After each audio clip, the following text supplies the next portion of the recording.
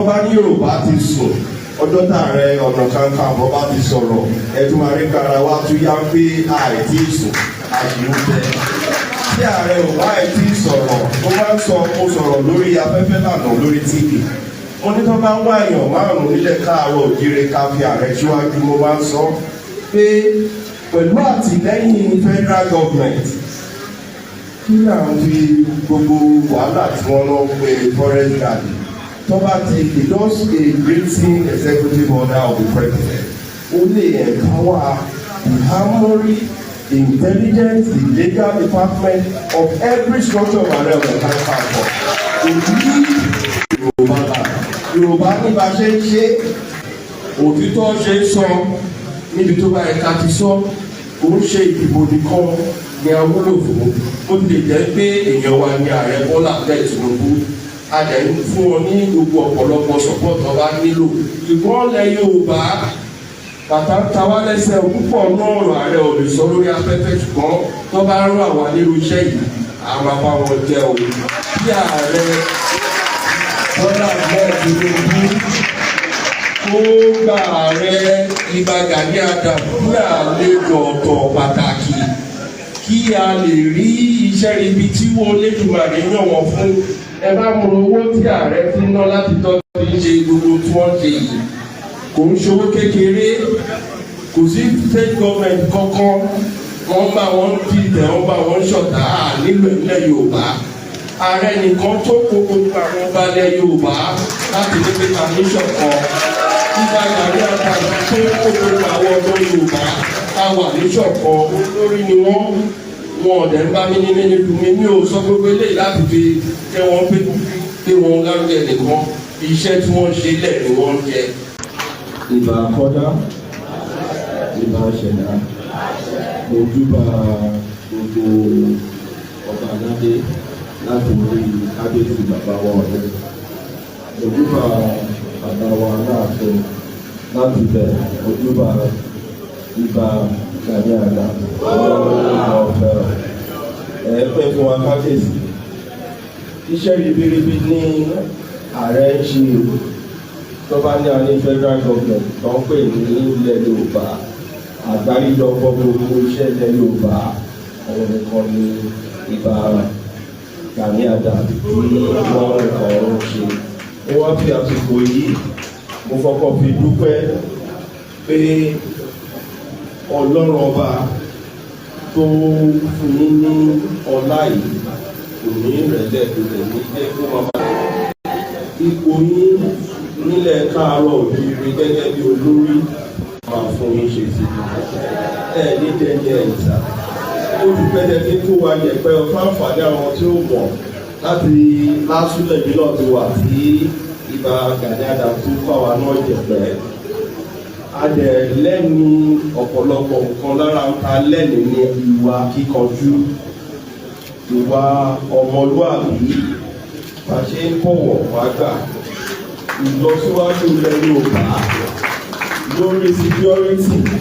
wọn dédé yọ̀wọ́ lójijì pé kọ́ bá jẹ́ Ààrẹ-Ọ̀nà Kàkànfò tó ẹ Aláàfin àná ikú bàbá yèyí bàbá wa Adéyẹmí wọn ní yọ̀wọ́ nítorí pé ẹni àmúyọ̀nà ni wọ́n lórúkọ ìgbìmọ̀ àpapọ̀ Yorùbá lágbàáyé ohun tí ààrẹ ń ṣe lónìí bó tilẹ̀ jẹ́ pé lórúkọ United Nations ni ìní là ń ṣe àyájọ́ èdè Yorùbá in commemoration of international language indigenous language so à ń fi àǹfààní yìí fi rọ Ìbà Gani Adams pé bí a ṣe pè ní United Nations afẹ́jẹ́jẹ́ kí bàbá fi òtẹ̀lú pé àyájọ́ èdè Yorùbá in commemoration of the United Nations International Indigenous Day so that àmọ́ pé gbogbo gómìnà ló yẹ kí wọ́n nípa nínú tá à ń ṣe gbogbo àwọn ọba aládé ilẹ̀ káàárọ̀ òjíire àti sùn wọn iṣẹ́ wà lọ́wọ́ wa o. Ìbà Gani Adams kábíyèsí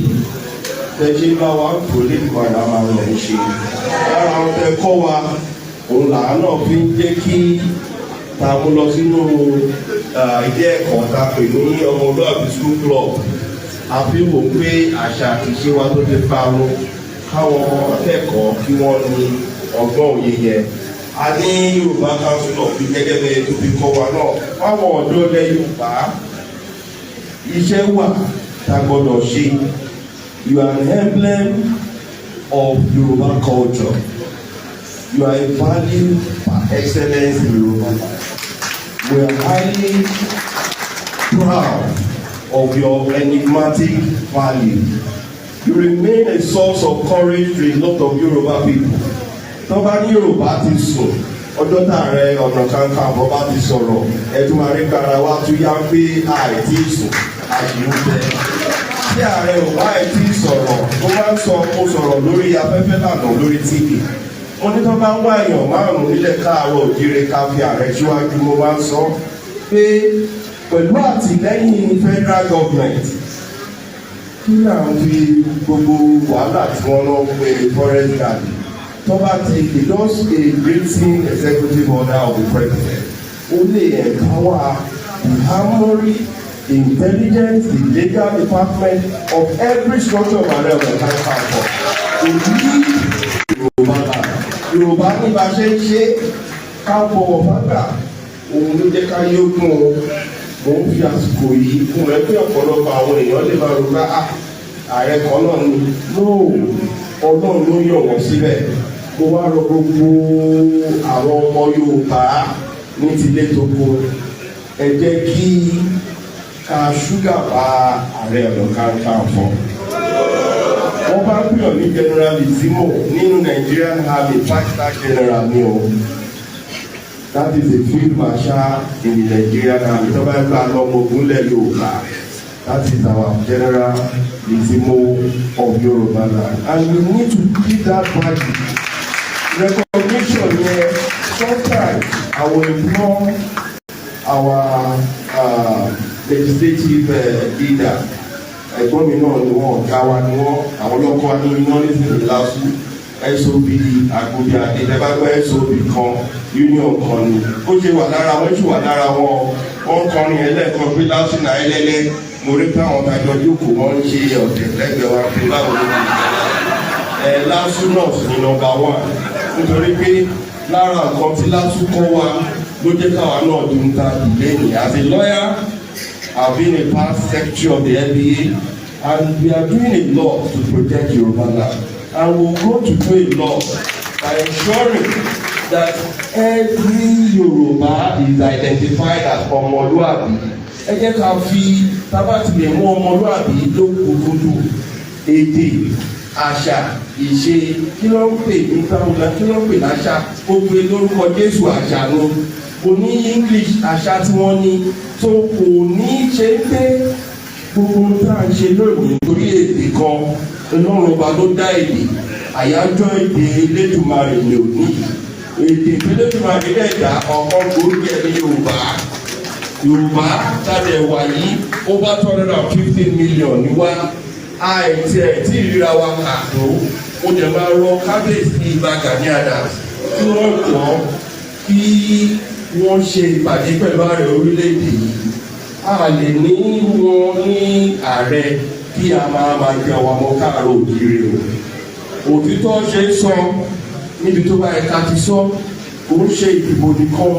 ní awúlò fún ó lè jẹ́ pé èèyàn wa ní ààrẹ Bọ́lá Ahmed Tinubu a lè ń fún wọn ní gbogbo ọ̀pọ̀lọpọ̀ sọ̀pọ̀tọ̀ bá nílò ṣùgbọ́n lẹ Yorùbá bàtà tàwa lẹ́sẹ̀ púpọ̀ náà rọ̀ ààrẹ ò lè sọ lórí afẹ́fẹ́ ṣùgbọ́n tó bá rán àwa nínú iṣẹ́ yìí àwọn àbáwọn jẹ́ o bí ààrẹ Bọ́lá Ahmed Tinubu ó gba ààrẹ Ìbà Gani Adams fún àlejò ọ̀tọ̀ pàtàkì kí a lè rí iṣẹ́ ibi tí wọ́n Elédùmarè yàn wọ́n fún ẹ bá mọ owó tí ààrẹ ti ná láti tọ́jú ń ṣe gbogbo tí wọ́n ṣe yìí kò ń ṣòwò kékeré kò sí state government kankan wọ́n bá wọn dìtẹ̀ wọ́n bá wọn ṣọ̀tá nílò ilẹ̀ Yorùbá ààrẹ nìkan tó kó gbogbo àwọn balẹ̀ Yorùbá láti ní pé kàmí ṣọ̀kan Ìbà Gani Adams tó kó gbogbo àwọn ọmọ Yorùbá ká wà ní ṣọ̀kan olórí ni wọ́n ọ̀dẹ̀ ń bá mi ní nínú mi ò sọ gbogbo eléyìí láti fi kẹ́ wọ́n pé wọ́n lárúgẹ nìkan iṣẹ́ tí wọ́n ṣe lẹ̀ ni wọ́n jẹ ṣùgbọ́n kò tí ì tán síbẹ̀. Ẹ jẹ́ kí gbogbo wa kárí èmi gẹ́gẹ́ bíi pé ààrẹ kankan kó lọlé. Àwọn lecturers wa màmá ti sọ gbogbo wa ti gbọ́. Ẹ jẹ́ ká padà sí lọ kọ́ àwọn ọmọ wa cultist ló pọ̀ ní àwọn ọmọ tó wà nílé wa. Lábẹ́nu yàrá wa àwọn aláṣẹ́wó lọ́ní húkọ̀pù tó ń ṣe òun ṣe ohun tó bá ilẹ̀ Yorùbá mú. Àwọn ọmọ akẹ́kọ̀ọ́ láti primary school èdè nìkan kọ́ ló yẹ kí wọ́n kọ́, ó yẹ kí wọ́n mọ ìṣàdálẹ̀ ilẹ̀ Yorùbá. And gẹ́gẹ́ bí bàbá wa SOB ti sọ, that TV program radio program ó jẹ́ pé ààrẹ lára àwọn tó máa bá president sọ ní wọ́n fún wa ní special license àní rédíò tuntun wa torí àwọn ọ̀gá míì 10-30 minutes tó sọ̀rọ̀ ilẹ̀ Yorùbá ọ̀rọ̀ pọ̀ tí a fẹ́ sọ ṣùgbọ́n torí èyí mo dúpẹ́ fún àǹfààní tẹ́ fún wa. Iṣẹ́ tá a ṣe máa ṣe fún yín pọ̀ ìbàdàn ní àdá gbogbo ọjọ́ tẹ́ bá nílò wa a máa pọ̀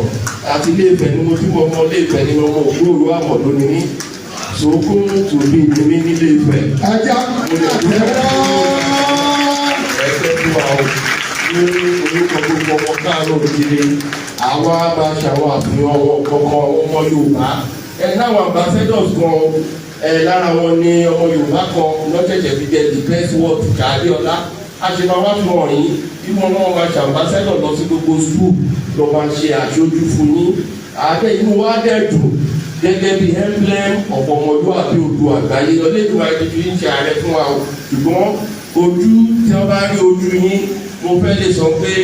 àlèkèyàn mẹ́wàá tí wọ́n máa recognize pẹ̀lú ojú ilẹ̀ Yorùbá ojú yẹn gangan òun là ń rí gẹ́gẹ́ bí selling point wa Elédùmarè máa ràn yín ṣe o. God bless you. àtẹwọ́ lórí rẹ̀ dáadáa.